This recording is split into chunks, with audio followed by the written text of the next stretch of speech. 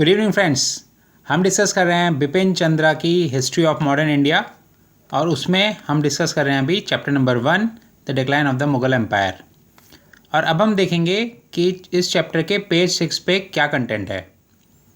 तो अब तक हमने देखा कि जो नोबल सैयद ब्रदर्स जो थे, हुसैन अली ख़ान और अब्दुल्ला ख़ान, वो बहुत ज़्यादा पावरफुल थे और वो एक तरह से एम्पायर पे कंट्रोल कर रहे थे। तो अब क्या हुआ कि कुछ समय के बाद उनको भी कुछ प्रॉब्लम्स होने लगी। वो इसलिए कि जो दूसरे नोबल्स थे एम्पायर के अंदर, वो सैयद ब्रदर्स से चिढ़ने लगे। तो उसके कुछ कारण थे कि वो क्यों चिढ़ने लगे। उनका कहना ये था, नोबल्स का, जो दूसरे नोबल्स थे, कि जो सैयद ब्रदर हैं ये राजपूत राजा और मराठा चीफ के साथ इन्होंने अच्छे रिलेशन बनाए हुए हैं। तो नोबल्स को वो चीज़, जो दूसरे नोबल्स थे उनको वो चीज़ पसंद नहीं आई सैयद ब्रदर्स की। तो इसको लेके वो सैयद ब्रदर्स के अगेंस्ट में हो गए। फिर जो सैयद ब्रदर्स थे उन्होंने बहुत एक अच्छा रिलेशन बनाया था हिंदूज़ के साथ भी, और हिंदूज़ की तरफ उनकी बहुत लिबरल पॉलिसी थी। तो इसको भी जो दूसरे नोबल्स थे वो पसंद नहीं करते थे। अब हुआ क्या कि जब जो एम्परर थे मोहम्मद शाह, उन्होंने देखा कि ये जो सैयद ब्रदर्स हैं ये तो बहुत ज़्यादा पावरफुल हो गए हैं और उन्हें भी लगा कि आने वाले समय में उन्हें भी इनसे खतरा हो सकता है। तो जो एंटी सैयद नोबल्स थे उनको एम्परर ने सपोर्ट करना शुरू कर दिया, जिससे कि जो सैयद ब्रदर्स हैं उनको जल्दी से जल्दी यहाँ से हटाया जाए। तो इसी उसमें हम जब आगे देखते हैं इसमें पेज 6 में, तो हमें पता चलता है कि ईयर 1720 में सब नोबल्स ने मिलके जो हुसैन अली ख़ान थे उनको एसेसिनेट करा दिया, उनको मरवा दिया। तो जो हुसैन अली ख़ान थे वो दोनों भाइयों में छोटे भाई थे, यंगर थे। और उसके साथ ही क्या हुआ कि नोबल्स ने अब्दुल्ला ख़ान के साथ भी लड़ाई छेड़ दी और अब्दुल्ला ख़ान को भी हरा दिया आगरा के पास में। तो इस तरह से हम देखते हैं कि दोनों जो सैयद ब्रदर्स थे उनका कहीं ना कहीं जो कंट्रोल था वो ख़त्म हो जाता है और डोमिनेशन ख़त्म हो जाता है। यहाँ पे एक पॉइंट जो समझने वाला है वो ये कि जो सैयद ब्रदर्स थे इनको किंग मेकर्स भी बोला जाता था। चलिए अब आगे देखते हैं कि क्या है पेज के अंदर। तो इस समय जो रूल चल रहा था वो चल रहा था मोहम्मद शाह का, वो एम्परर थे यहाँ पे। तो अब हम देखते हैं कि क्या कैरेक्टरिस्टिक्स थी मोहम्मद शाह की, क्या उनका स्टाइल था वर्किंग का।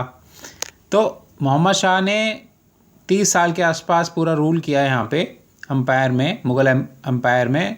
तो उनका पीरियड जो था वो था 1719 से लेके 1748 तक। और मोहम्मद शाह जो थे वो एक तरह से आखिरी मौका था कि मुग़ल एम्पायर को बचाया जा सकता था। लेकिन मोहम्मद शाह क्योंकि वीक माइंडेड पर्सन थे, वो बहुत स्ट्रॉन्ग माइंडेड पर्सन नहीं थे, जिसकी वजह से वो बहुत अच्छे डिसीजंस नहीं ले पाए, स्ट्रॉन्ग डिसीजन जो कि एक सल्तनत को बचाने के लिए चाहिए थे। इसलिए वो सक्सेसफुल नहीं हो पाए एम्पायर को सेव करने के लिए।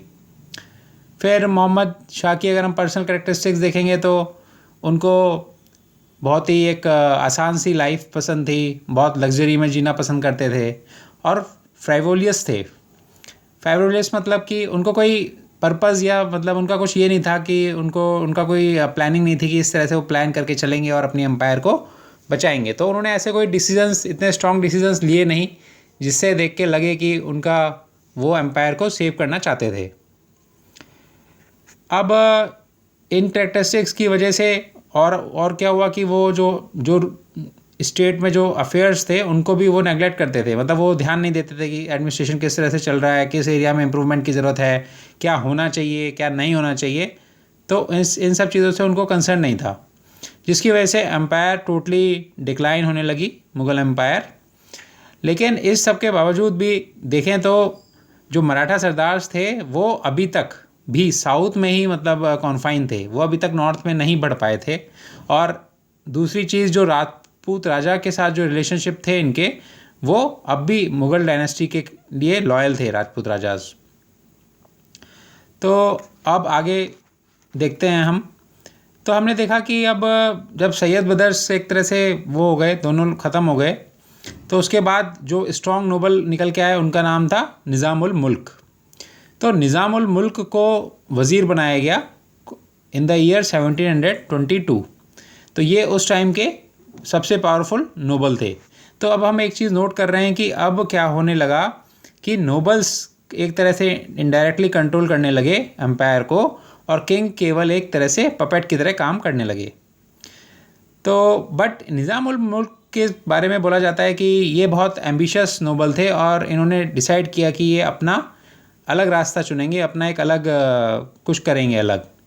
इन्होंने बहुत कोशिश करी कि एडमिनिस्ट्रेशन को रिफॉर्म करने की कोशिश करी, कुछ चेंजेस लाने की कोशिश करी, और फाइनली इन्हें लगा कि ये कुछ और ही करना चाहते हैं। तो इन्होंने ऑफिस ऑफ वज़ीर अपना, मतलब जो इनका ऑफिस था वो छोड़ दिया अक्टूबर 1724 में।